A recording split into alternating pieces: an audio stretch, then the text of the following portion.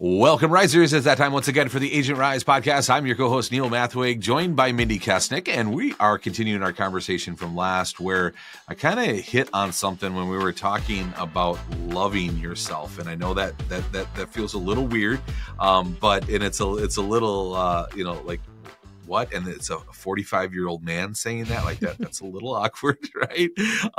But Mindy, I know that you're seeing this now, right? Like we experienced it. I've experienced it personally in my life. You're experiencing it. And so today what we want to do is talk more about that. Like, what does that actually mean? And how do you practice it? Yeah. And it sounds woo-woo. It sounds weird. Just stick with us. Trust us. It's a beautiful thing, but I know right off the cuff, it sounds a little awkward. Like, you want me to what? But I also will say, like, to your point that you've done this and now I'm seeing the benefits of it. Like, this is a perfect example of the importance of choosing the people you're spending the most time with, because the reason I am in the place that I am in right now, which we'll get to, is because I am very, very deliberately choosing the people that I spend the most time with. And so because you and I spend so much time together in our work lives, everything that you learn and grow through, you like drag me through, whether I like it or not. Yeah. Like I can't, it's like osmosis through the Zoom screen, like I end up, even if I'm not on board, which I'll tell you, the whole loving yourself thing is probably one of those things that I wasn't immediately on board because it sounds really weird. And like, you want me to what? And like, how does that look? And then because I started acting like you do and started following in your footsteps to some degree, then I had this aha moment where I'm like, oh, I'm doing that thing that you always talk like that I'm doing that thing you always talk about. Yes, and now here we are. And now like see one, do one, teach one, right? I'm helping to teach it. That's it. Let's give them a little bit more of a background on this too. And like, the journey for me, and then I want Mindy to share more of her story here. The journey for me started back in January of 2022. And I started being who I wanted to become. And when I tell people like that was one of my first steps of being who I wanted to become, that was the action that I took, right? You can run out the door and go join a gym, and you can run out the door and sign up for a gym membership or a diet or whatever it is. That's the action that I took, was being who I want to become. But before that, I really, really did some deep inner work and began to love myself instead of beat myself up. And instead of, when I was dieting before and I had lost weight, I lost 100 pounds 3 other times in my life. So dieting was something that I did very well. And, but every time I dieted, I restricted myself. I looked at everything around dieting as lack and thoughts of, like I got to be disciplined. And the word discipline should mean discipline for self-care, right? Like you want to be disciplined to love yourself, but I was turning discipline into a negative word. Like I would punishment. Yeah, that's the right thing. Right. And so you that works until it doesn't work. Right. And this time around, I didn't punish myself at all. I loved myself. Like I had this thought of like taking care of my body, like as though I was taking care of a newborn. And how would I treat a newborn? And when, those little babies, when we got our little babies in our hands, I could go back to that moment right now, but those little babies in our hand, like you just take care of them with every bit of love and being that you have. And it's just like, and so I started looking at myself that way. How could I really love myself? And so that was like when people ask me, like, where do you start? Like, well, first you got to make that decision, right? But that decision can be a decision of diet and lack, or it can be a decision of love. And then now I'm making that decision of love. So every decision makes it easy. Like, what would be best for me? would eating that pizza or eating that salad, what would be best for me, right? And how can I love myself? And then now that being of love is like so much of every choice that I make, right? And it just that's what makes it easier to start being who you want to become. So now, Mindy, you're in a similar journey, right? And you had became aware of some things with your kidney well over a year ago, and you was it, should I say those details? I want to tip it off to you. Yeah, How can I tip it off to you? Because I want to paint the picture like you did kind of the diet before, but now you're loving yourself. So how do I send that to you? You can just say that you've been on a similar journey, and there we go. Tell us how it's transformed, how this has changed, how you are handling it. There we go. And then Mindy, you've been on a similar journey, not with your weight, right? With something different, but still very, very similar. So tell us your story and how you have seen this come to life in your walk. Yeah, it's I have been on a journey, and it's recently changed a lot. And now it's like one of those things, where 3 weeks ago, I literally almost to the day 3 weeks ago, I was like scared out of my mind because of my health, where today I would say that I'm super grateful for my health journey and where I'm at, and just so optimistic and honestly excited for where I'm going to go. But let me give you a little bit of background. So I learned when I was in my early 20s that my kidneys were not functioning at 100%. And this was on my radar. The only reason that I got my kidneys checked at that time, most 21-year-olds don't get their kidney function checked. I got my kidney function checked because my mom has chronic kidney disease and my grandma died of chronic kidney disease. And so it was just one of those things that, like a breast cancer marker or something like that was on my radar. And so in my early 20s, I learned that my kidney function wasn't at 100%, and they were just going to kind of monitor it. Now literally 20 years later, the last couple years I've seen a pretty rapid decline in my kidney function. So a couple years ago, I had been pretty steady at around 50%. And then against my much better judgment, I just had a feeling that I shouldn't get the COVID shot. I don't know if you can even say that. That's like a 4-letter word, right? Right. I had a feeling I shouldn't get it. Basically got, peer pressured into getting it. And I don't know for certain, but that was the change that happened in that year. And I saw about a 13% decline in my kidney function. So I had been steady at 50% of kidney function for a very, very, very long time. In fact, the people I was seeing at the time weren't even worried about my function. Like they were like, you know what, you can live a very, very great life with 50% kidney function. Well, then I dropped into the 30s. And that was really scary. And it was scary for me. It was scary for them.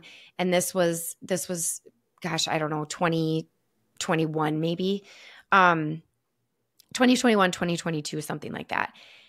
And that was scary for me. And they said, well, we should probably be monitoring you a little bit more closely. We need you to get labs every 6 months or whatever. But they didn't really give me any other recommendations. And so I did kind of what you're saying you did with your health, Neil. And I'm like, I have to get on a diet and I have to do some research and I have to figure this out. And I tried to muscle through I tried to take control of the situation and I tried to muscle through it. And it looked like me putting all of these restrictions on myself and all of these boundaries and, and all of this work. And it wasn't out of faith that it was going to work. It wasn't, it wasn't out of a belief that I had.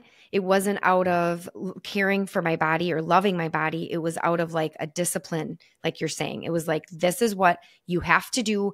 And, and that's like kind of the energy that I put into it, is that I like, poor me, this sucks. I don't want to change my diet, but I have to. And so I'm going to do X, Y, and Z. And the thing is, like, I did it for a little while, but then I heard about like conflicting research about the diet that I was on, and I got super frustrated and I kind of gave up. Well, then fast forward to this year, and I had lost another couple percentages of function. And then most recently, about 3 weeks ago, I lost another couple percentages. So now I'm at 35% kidney function, which is stage 3B. And at stage 4, which is at 30% function, there's a lot of, literature out there that says they say that you can't come back from that. So it's just like it's a scary place to be. I'm like 5% away from the quote unquote, I'm putting in air quotes, the experts saying that I can't recover from that. And that basically at that point, I just have to wait to go down this dialysis into kidney transplant into, and that's where my mom is. My mom she's waiting. She's on the list for her second kidney transplant. She is on dialysis 3 to 4 times a week. She has no quality of life, and it's just miserable. And it's not a life that I'm willing to accept. And it's not a life that I am willing to lead. And so when I got these lab results about 3 weeks ago, my initial response was absolute fear, 100%. I was so scared. I was and scared isn't even the right word. I mean, I thought that I was going to die. Like I'm like, I can't do what my mom's doing. I can't get a kidney transplant. I can't live my life on dialysis. Like, we don't have good insurance. I can't afford, like all of the fears, like so many fears. Like I really try to prioritize health and wellness, or at least I felt like I did 3 weeks ago. And now I feel like it's laughable, honestly. But I've always aspired to be this healthy person. And so I've kind of tried. I've kind of muscled my way through that. And I've made decisions that are like healthier, like walking and weight training and stuff. And so I just felt like what else can I do? There's nothing I can do. And, I have no power. I tried the diet. It didn't work, all of these things. And it got really, really confusing because, of course, then I turn to the internet and I start researching and I start reading, and it's just like, you can imagine, right? Like that it's just scary, and there's so much information. You don't know who to trust. You don't know who to listen to. Literally, I could tell you everything that I've ever been told about kidney health. I can find you an opinion that is the exact opposite of what you would say to me, right? Like, yep. And so you have everybody coming at you, all of these articles, everything that I'm reading is, it's totally counterproductive. And so I just decided at one point that this is so confusing and it can't be. That is the last thing that this journey can be for me. And I just decided in that moment that I am going to choose to remove the fear around this, and I am going to take the absolute best care of myself that I possibly can. And that is not just going for walks and weight training. And maybe that's enough. And, eating a moderately healthy, life. Like that's what I did. That's not enough when you're up against something like you are, Neil. Like your weight journey, at some point, I'm sure that there was fear that you may die if you don't get it under control, right? Like yep. Your health journey, my health journey is not like this. I just want to be healthier.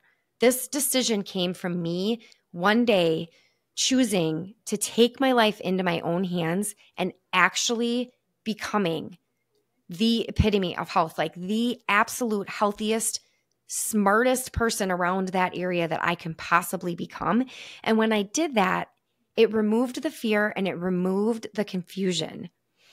And so I'll share a little bit about what I started doing, just, in case there's anybody out there that is interested. But what I'll say more importantly to that is that what changed my attitude around it and what made it go from like really hard and like kind of like this, like poor me, like I don't want to give up alcohol. I don't want to make every single meal and look at every single label, to being excited about doing that because I I know that I am going to just only feel better and better and better, is that it came from a place of love, where you talk about. And you and I have kind of gone back and forth about this process, right? Like you believe that it is possible for us as human beings to literally snap our fingers and say, I'm making the decision right now to love myself. I'm more in the camp where I think there's a little bit more of a process where, like, I made the decision to take my life into my own hands and do these things. And then as I was doing these things, it turned into like, I just want to love my kidneys. Like, you talk about this newborn baby, I talk about my kidneys. Like, I just want to love those little kidney beans the best I can. And how can I love those little kidney beans? And so it went from like, okay, I don't want this to be confusing. How do I make it not confusing? I just was like, how do I just take really good care of myself? And like, just like, and now I go to TikTok to learn, to educate myself. I don't go to TikTok for well, sometimes I go to TikTok for entertainment because there's some really funny stuff on TikTok. But yes. I mostly go to TikTok and Instagram and like all these places to really educate myself, like on herbs and like teas and like what are what things like, and then it does, when it does become confusing, I don't mind it because I'm like, that's okay. I just need to do a little bit of extra work to make it not be confusing because I love my body. I love these kidneys. I'm grateful for them. They are still holding on at 35%, and I'm just going to do whatever I can to help those little suckers get up to 50. If I can like get them up to 50, that's my goal. By this date, it's December 5th, 2023. I want on December 5th of 2024, I want to see my kidneys at 50%. That's my goal. And so it's just like, I love you, little kidneys, and I'm going to help you. And it's like turned into not like, oh, I can't have that because that is processed and that is whatever, to like, I love myself too much to put that in my body. And that is all the difference. It makes all the difference in your mindset around caring for yourself.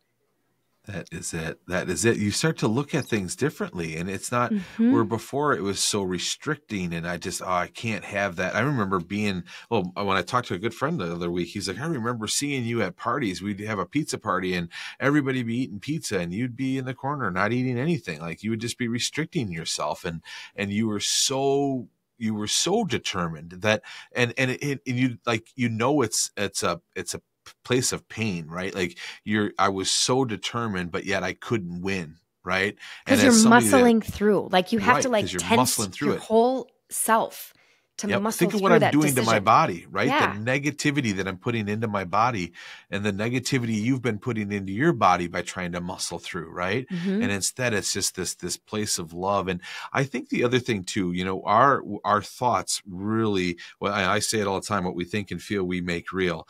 And thoughts of doubt really, really, really will control where you go, right? Like, thoughts of doubt. If you've got thoughts of goodness and you're loving yourself and you're feeling like you're healed and you're moving in that direction, but then you counter that with a thought of doubt, and the thought of doubt is going to win. That's the dominant of the two thoughts.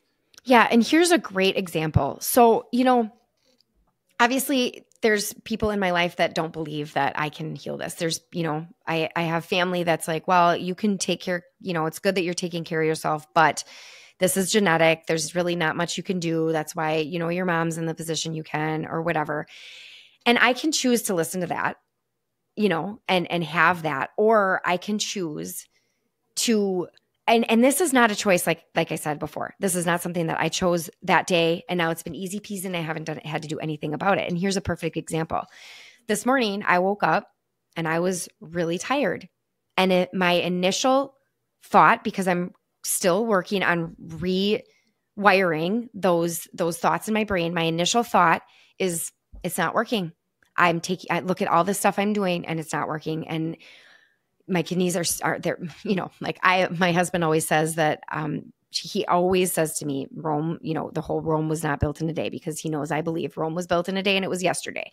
And so, me, I've been like, I haven't had a drink in 3 weeks. My kidneys should be at 100%. Like, what's going on here? And so my initial thought is it's not working. Like I'm sick. I'm getting work. Like it's, and like then they just unravel.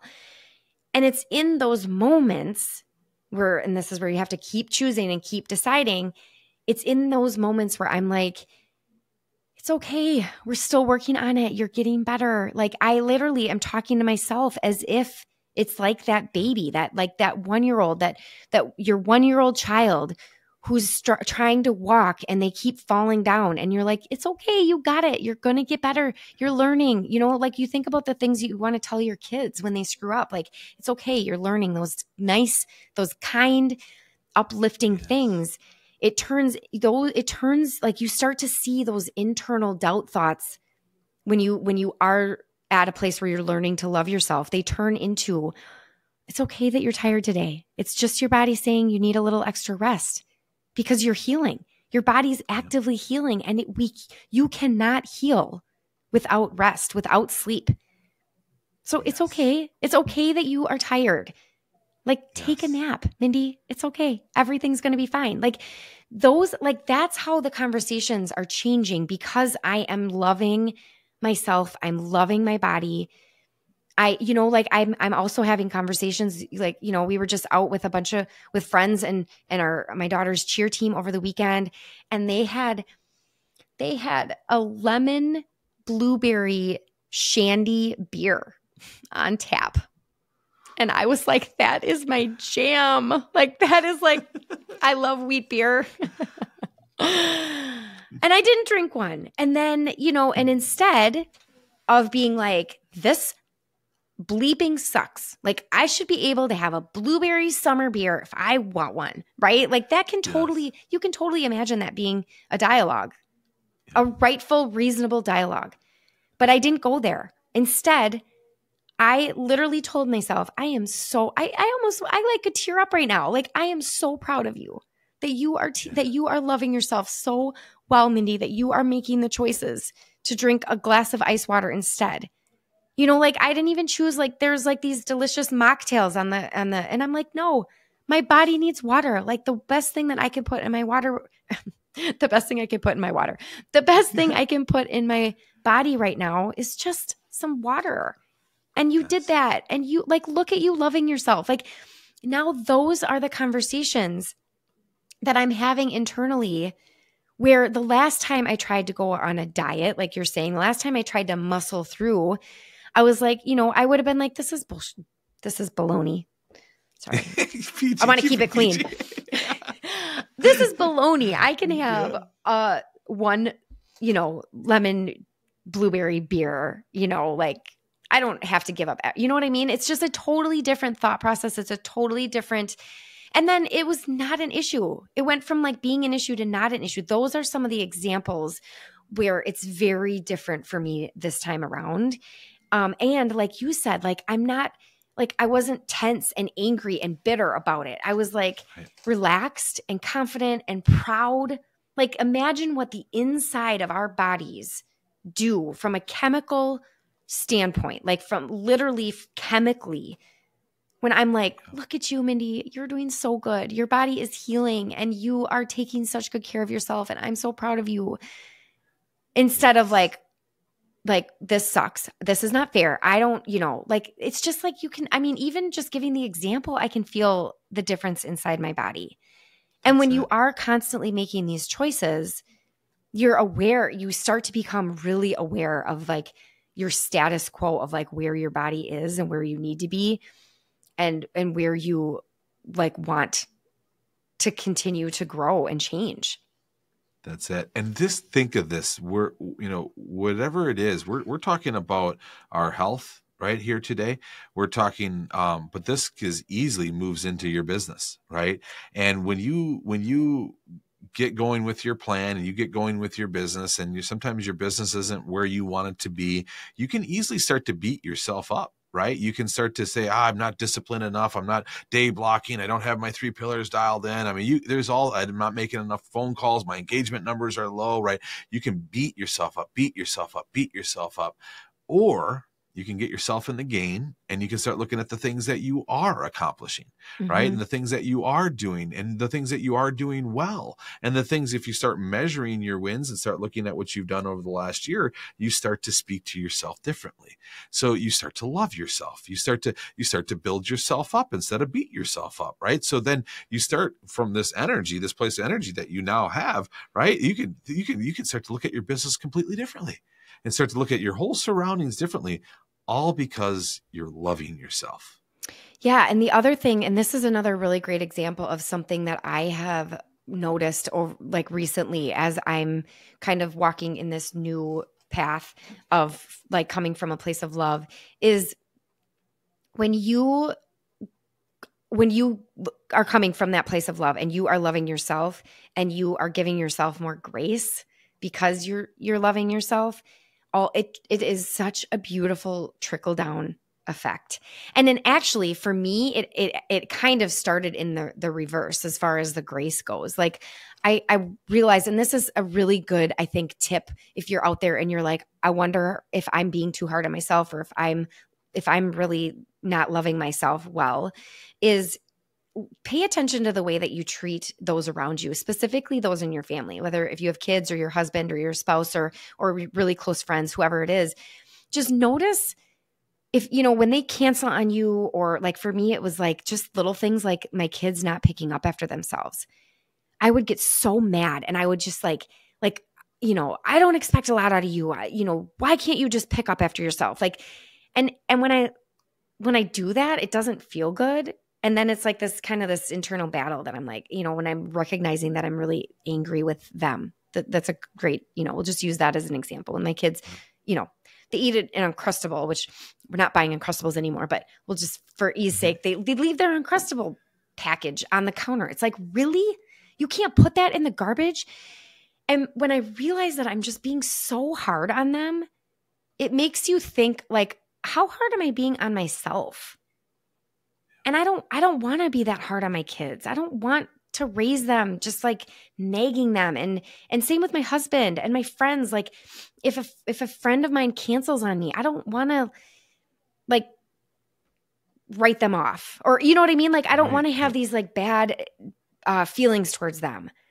Well, if you are feeling like that is who you are, where you get really upset with people when they cancel on you or whatever, take a little bit of a look at yourself. Do you have your standards for yourself set too high? Because that's ultimately what it was for me, is that I had my standards set so high. I'm a perfectionist, or I'm a recovering perfectionist, where I expected to be perfect. I would not cancel on somebody. I joke about a story I had one time where I showed up to a decorating consultation. Obviously, this was way early on in my career.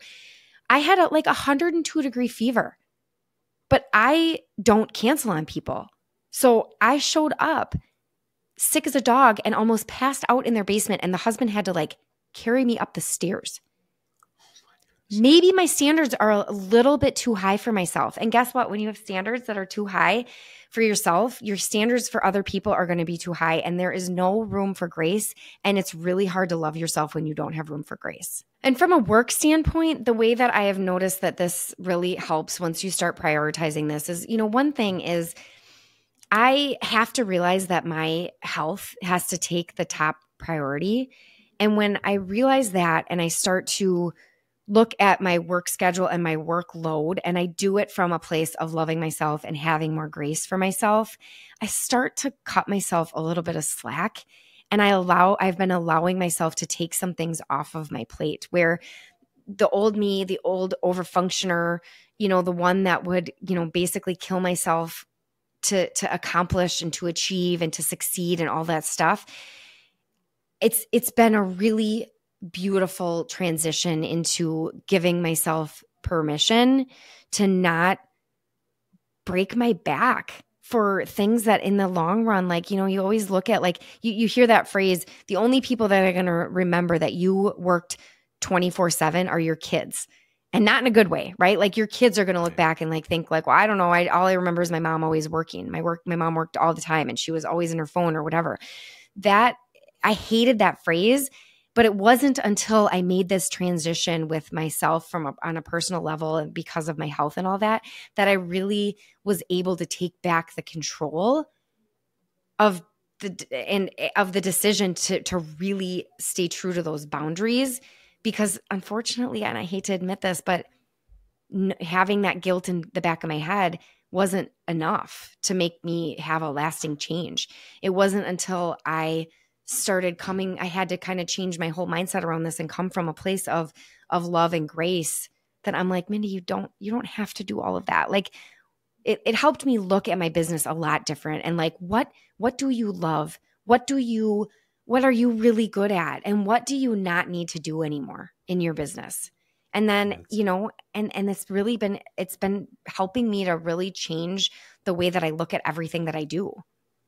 Mindy, and this is just like the tip of the iceberg, because when we talk about the effect of loving yourself and giving yourself grace and how the power that comes from that, the power that comes from love. We've all felt love before. We know how powerful love is, right?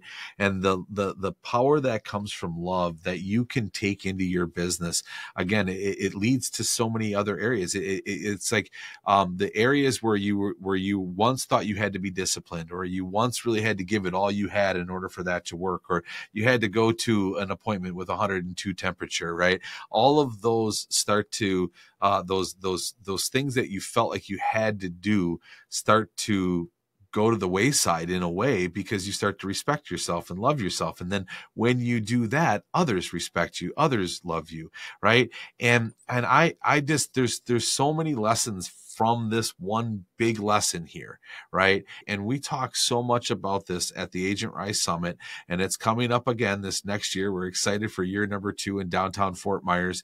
It's April 28th through the 30th, the last 3 days of April in 2024. And tickets are now available. I know it's kind of early here. We're in December, but tickets are available, and you can go to agentrisecoaching.com/summit to get those tickets.